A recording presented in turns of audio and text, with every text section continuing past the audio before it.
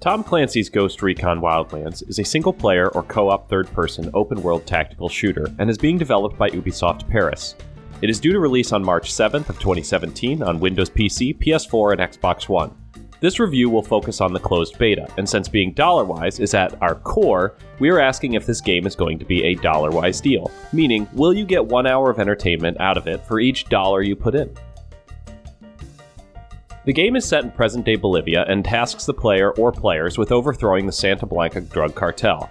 The player is part of an elite group dispatched by the US Army and called the Ghosts. The beta only lets you overthrow one of 24 or so underbosses and lieutenants on your way to the top man. El Sueño. The game opens with a thank you/intro from the Associate Development Test Lead, Sebastian, or Seb, followed by a splash screen inviting us to pre-order. Not uncommon, but in bad taste, but I'll delve into this a little bit more later. We then get the background video on what's going on in Bolivia before we are finally dropped into the main menu where we can start our character customization and finally the obligatory helicopter fly-in with the exposition and initial character building. So the goal of this game is to take down El Sueño while helping support the rebels. We complete the first one by taking on missions that locate the underbosses and the lieutenants by defeating them and then liberating the various locales. We aid the rebels by locating supply caches of food, weapons, first aid, fuel, and tech, and tag them for retrieval. Supporting the rebels allows us to unlock more skills and abilities, and then defeating the underbosses on our way to El Sueño allows us to unlock new weapons and eventually beat the game. It's pretty standard run-of-the-mill third-person shooter that uses a cover shooter mechanic without actually attaching the cover with a button press, and the gunplay feels okay, but not amazing.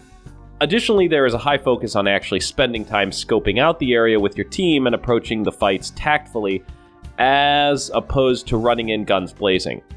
Repeat this around the game world, and I'm fairly certain that this is pretty much the entire game loop.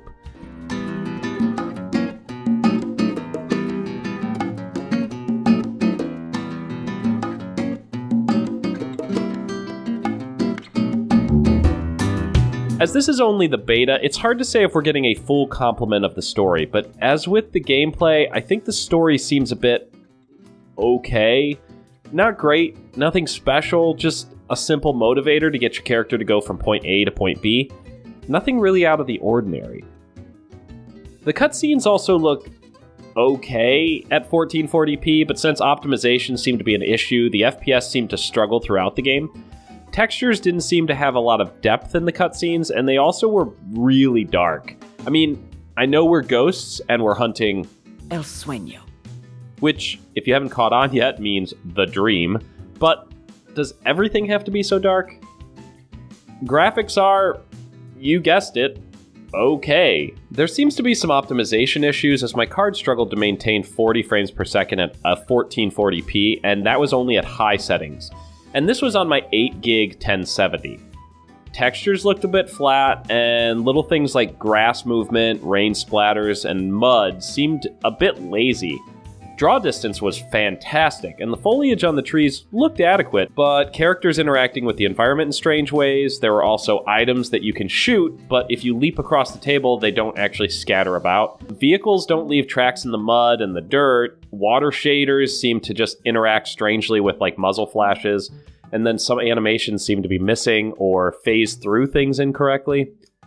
Not to mention that the non-playing characters were not that great looking, kind of plasticky. However, graphics for the weapon customization and the character customization were fantastic. They looked solid, and that was really one of my most favorite parts of playing the game. I only wish that I'd had more weapons to play around with. The characters, pretty flat. There didn't seem to be much difference between each one of the teammates, and that was a bit disappointing. The character development seemed like it was a box the writers checked off rather than actually trying to create a unique character. How'd you get in country? I flew in business class from Manaus. Hey, I'm refreshed and ready for work, right? I just hitched rides from Barranco, Peru. How about you?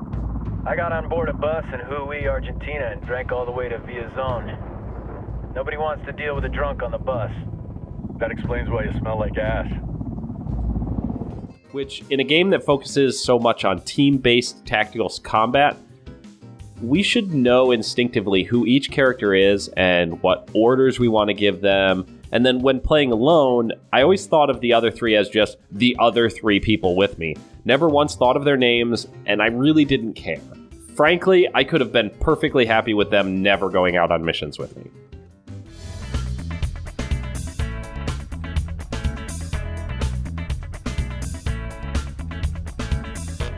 So here's the conclusion. This game is not finished, not even close. It's worrisome that publishers are pushing creators to produce results faster than the creative process allows. The game had potential, but if this beta is the best they have to offer 30 days before release, this game will flop, which is absolutely unfortunate. The game's concept is terrific, an open world to be tackled as we see fit with a team of friends and a tactical squad-based cover shooter. What's not to like? Evidently a lot. And that's the problem. They had a solid idea, but really dropped the ball on both execution and quality, and that's extremely unfortunate.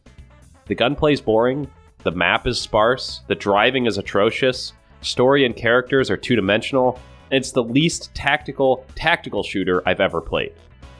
Also, it's extremely unfortunate that these betas, both the closed ones and the open ones, seem to focus more on getting people to pre-order the game rather than focusing on fixing opportunities in the game.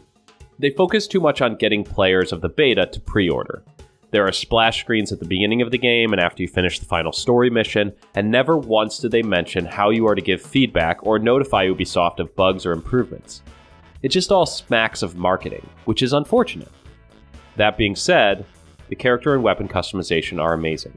Honestly, when making my character, I was very excited about playing the game, because the game puts its best foot forward here. Weapon customization opens up after the first mission and prepares you for a deep dive into the potentials for this game in this area. It would have been nice to see that level of detail and care extended to the rest of the game. So where does this rank as a Dollarwise purchase? $15 to $20 is the right price for this game in this current state if you have friends who want to play with you. $10 to $15 if you plan to play alone. There's just not much here, and the game will quickly become boring. What I can say with certainty is, do not pre-order this game. I'll repeat that, do not pre-order this game. It is not Dollarwise approved for pre-order. This game, based on the beta, is going to flop, which means prices will tumble quickly out of the gate, and within 6 months, you should be able to get this game for a steal. Additionally, many of the game's issues will, hopefully, have been improved. I do hope that Ubisoft makes some positive changes, and I'll keep an eye on this game, but you won't see me on day one playing this game. I'll wait for a sale, and you should too. If you enjoyed this video, please don't forget to thumbs up this video, and if you want to see more, don't forget to subscribe. If you have any suggestions for bundles, bundle sites, or games you'd like the Dollarwise seal of approval on, shoot us a message on our website, dollarwisegamers.com, or just comment on this video. Thanks again, and as always, enjoy your existence.